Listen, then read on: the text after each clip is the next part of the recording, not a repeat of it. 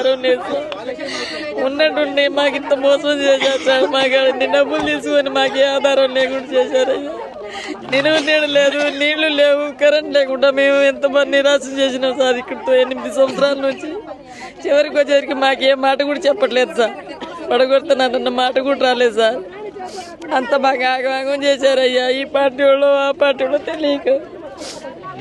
ఎట్లా మరి గెలిచిరు పోయిర్రు, కనీసం మీ దగ్గరకన్నా రావాలి కదా. ఎవ్వరు రాలేదయ్యా, ఎవ్వరు రాలేదు.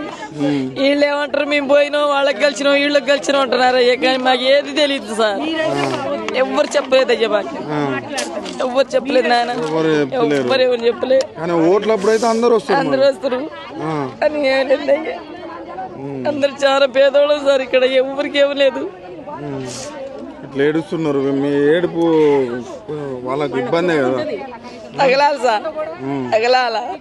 కానీ వాళ్ళకి తగలదయ్యా. వాళ్ళు మంచిగా ఉన్నారు, మేమే ఏడుస్తున్నాం సార్. ఇవాళ 3 రోజుల నుంచి ఏం లేకుండా తింటున్నాం అయ్యా.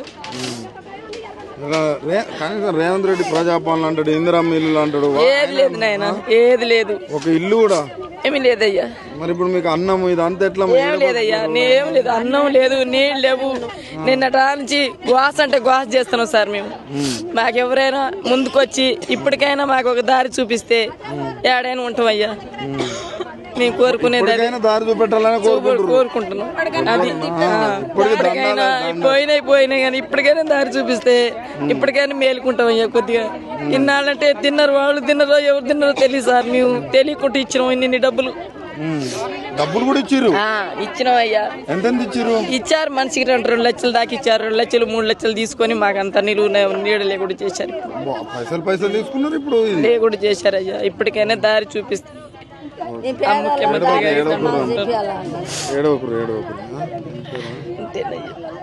చెప్పిన సార్. ఎవడైనా దారి చూపిస్తే ఇప్పటికైనా కట్టుకుంటాం. పైసలు పోయినాయి, ఏమి లేదు సార్.